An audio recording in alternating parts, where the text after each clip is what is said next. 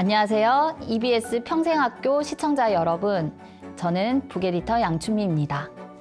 지난 시간에 말했듯이 책 쓰기와 글 쓰기는 완전히 다릅니다.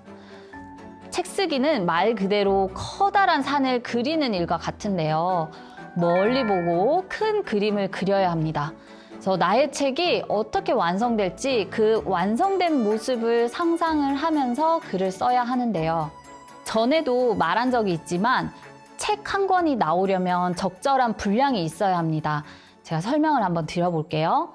우리가 서점에서 가장 많이 접할 수 있는 책이 바로 신국판이라는 사이즈의 책인데요.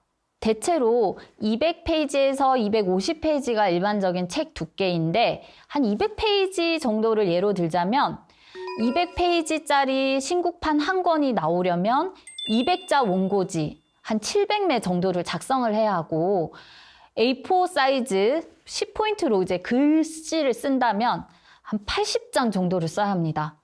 왜 이렇게 많이 써야 하냐고요? 책값이 거의 뭐 다 10,000원 이상이잖아요. 그런데 책을 펼쳤는데 너무 얇거나 글밥이 얼마 없으면 아마 독자들의 불만 사항이 있을 수도 있겠죠. 그러니까 원고의 분량 또한 여러분이 중요하게 생각해야 되는 지점입니다. 여러분, 책 쓰기를 시작할 때는요, 절대 문장으로 이렇게 쓰는 것부터 하시면 안 됩니다. 그냥 단어로 구성을 해둔 다음에요, 자료부터 차곡차곡 모으셔야 합니다. 즉, 글감 모으기부터 시작하셔야 해요. 글감 모으기는 어디에다 하면 좋으냐? 여러분이 가지고 있는 스마트폰의 메모장을 이용을 하셔도 되고요. 늘 들고 다니는 노트북을 이용을 하셔도 되고 여러 가지 메모 앱을 이용하셔도 됩니다. 또한 SNS까지 여러분의 원고 저장소가 될 수 있습니다. 저 같은 경우에는 글감을 이렇게 모았어요. 관련된 이슈, 그리고 참고하면 좋을 책들, 글쓰기, 문장들, 혹은 뭐 출판계 사례, 저자들과 있었던 일들, 이런 것들을 폴더를 하나하나씩 만들어 뒀어요. 그리고 그때마다 이거를 옮겨 뒀습니다. 왜냐면 나중에 이거 써야지, 뭐 원고에 써야지, 책에 써야지 하는데 다 까먹어요. 그렇기 때문에 여러분 그때그때 나만의 폴더에 넣어두면 좋습니다. 그래서 각각 관련된 기사를 보거나 에피소드가 생기거나 이런 것들 혹은 기억하기 좋은 단어 그리고 거기 관련된 URL 링크까지 모두 수집해서 정리를 해두세요. 여러분이 만약에 필사책을 만들고 싶다면 필사를 할 문구를 모으는 것부터 해야 되잖아요. 또한 육아서를 내고 싶어요. 그럼 어떻게 해야 되겠어요? 아이와 함께 있었던 여러 에피소드를 모아둬야 되잖아요. 그러니까 모으는 것부터 하셔야 합니다. 그리고 자료를 모두 모으고 나면 이제 본격적으로 책을 쓸 수 있겠죠. 그런데 제가 가장 추천하는 방식은 사실 SNS를 이용을 하는 것입니다. 왜냐하면 SNS를 원고지 삼아 원고를 작성을 하면 여러분이 만약에 이 컨텐츠가 SNS상에서 유명해졌다. 그러면 출판사의 눈에 띌 것이고 출판사가 연락이 올 거예요. 그런데 만약에 띄지 않는다. 그러면 안 유명해지더라도 원고는 SNS상에서 쌓이게 되는 거죠. 그래서 저는 SNS를 원고지 삼아 나의 컨텐츠를 차곡차곡 쌓으라는 이야기를 하고 싶어요. SNS에는 종류가 많죠. 워낙 다양한 채널이 있기 때문에 나에게 맞는 적절한 채널을 좀 찾는 게 중요하고요. 무엇보다 꾸준히 올리는 게 중요합니다. SNS 중에서 여러분이 흔하게 알고 있는 게 블로그인데요. 포털 사이트에서 만들어서 각 개인이 운영하는 폐쇄형 블로그도 있고 자율적으로 주소를 만들어서 이용자 중심으로 만들 수 있는 개방형 블로그도 있습니다. 무엇이 됐든 괜찮습니다. 상관없이 여러분이 운영하기 편한 것으로 선택해서 블로그를 하시면 좋을 것 같아요. 블로그는 글과 사진이 함께 올라가죠. 그리고 카테고리도 구분을 할 수 있기 때문에 내 글을 좀 더 연속적으로 시리즈 성격으로 써나갈 수 있습니다. 지금은 뭐 영향력이 예전만 못하지만 출판계에서 아주 오랜 시간 저자들은 이 블로그를 통해서 탄생했어요. 육아서 저자들도 블로그에 육아일기를 쓰다가, 자녀교육서 저자들도 블로그에 교육적인 지식을 풀어놓다가, 또 요리책 저자들도 블로그에 레시피를 공유하다가 그렇게 출판사의 눈에 띄게 되었습니다.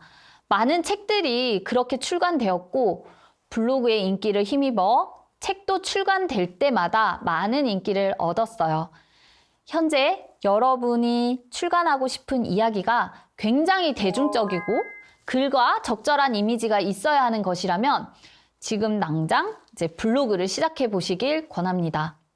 블로그 외에도 짧게 글을 올릴 수 있는 SNS도 많죠. 요즘에는 꽤나 영향력이 줄긴 했는데 이런 짧은 글을 올리는 SNS는 좀 휘발성이 있는 자극적인 컨텐츠가 어울리는 편이에요.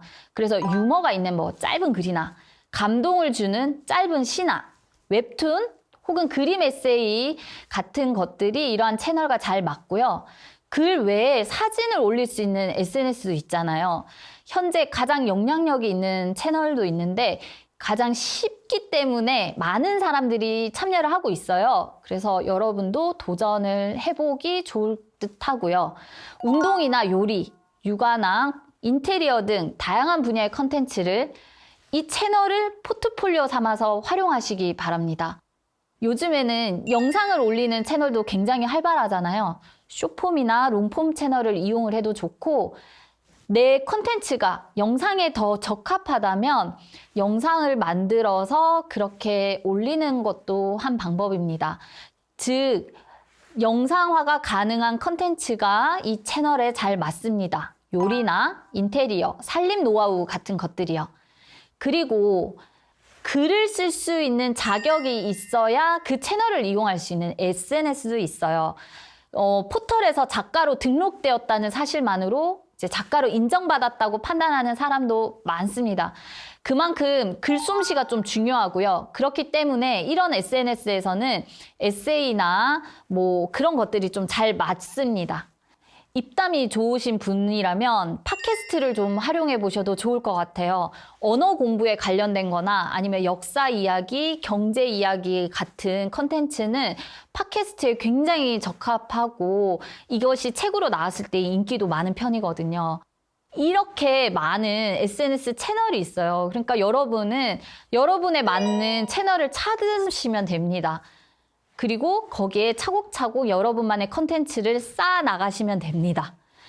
하지만 여기서도 주의사항이 있어요.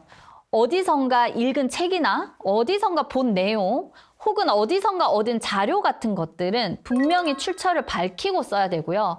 자신만의 컨텐츠가 아닌 다른 사람의 자료를 가지고 책을 만들면 절대 안 됩니다. 일부를 인용하는 거는 출처를 밝히고 가능은 하겠지만 이것 또한 굉장히 주의해야 합니다. 그리고 여러분이 지금까지 이야기를 다 들은 것 중에 가장 중요한 건 꾸준하게 하셔야 된다는 거예요. 외국어 공부를 해본 사람, 악기를 연주하는 사람, 운동하는 사람의 공통점이 무엇인 줄 아십니까? 바로 꾸준함의 힘을 알고 있다는 거예요. 그래서 꾸준히 하면 긍정적인 결과가 무조건 따라옵니다. 그러니까 여러분 SNS를 하되 꾸준히 하셔야 돼요. 꾸준히만 하시면 여러분 눈앞에 어느 순간 한 권의 원고가 뚝딱 나와 있을 겁니다. 그렇게 원고를 다 작성이 되었다. 그러면 여러분은 또 머릿말과 맺은말을 쓰셔야 돼요. 머릿말은 프롤로그라고도 하고 맺은말은 에필로그라고도 하죠. 해외 저자의 번역서를 보면 누군가를 향한 헌사 같은 게 머릿말의 형태로 실리기도 하는데 우리나라랑은 좀 잘 안 맞는 부분이고 우리나라에서는 머릿말은 이제 이 책을 집어든 독자에게 하고 싶은 말을 많이 씁니다. 내가 어떤 내용을 담았고 이 책을 왜 쓰게 되었고 어떤 분들이 읽으면 좋겠고 이 책을 이렇게 읽어주었으면 좋겠습니다 하는 바람을 담아서 쓰는 거죠. 그리고 제목이나 책의 컨셉에 대해서 좀 포괄적으로 이야기를 머릿말에서 할 수도 있습니다. 그리고 머릿말을 쓸 때 중요한 것은 독자들이 이를 읽고 그냥 내려놓기도 하고 이 머릿말만으로 계산대로 들고 가기도 한다는 점이에요. 그래서 사서 읽고 싶다는 욕구가 샘솟을 정도로 매력적인 머릿말을 쓰시면 좋겠습니다. 그렇다고 해서 스포일러처럼 머릿말만 읽어도 한 권을 다 읽은 것 같은 느낌을 주면 안 돼요. 독자들이 계속해서 책을 읽어 나가고 싶게끔 써야 합니다. 그리고 맺은말은 머릿말에 비해서 좀 가볍게 쓰셔도 돼요. 책을 끈기 있게 읽어준 독자에게 감사 인사를 전해도 좋고 좀 더 격려를 해줘도 좋고요. 책에 담지 못했던 부분, 책과 관련된 비하인드 스토리를 이야기해도 좋고요. 책의 분야에 따라 이제 분위기를 잘 이어가면서 마무리를 하면 좋습니다. 또한 고마운 사람들에 대한 감사 인사를 전해도 좋습니다. 이번 강의에서는 책을 어떻게 쓰면 되는지에 대해 알아봤습니다. SNS를 두려워하지 마시고 오히려 이를 이용해서 끈기 있게 한 권의 책을 끝까지 완성해 보시길 바랍니다. 감사합니다.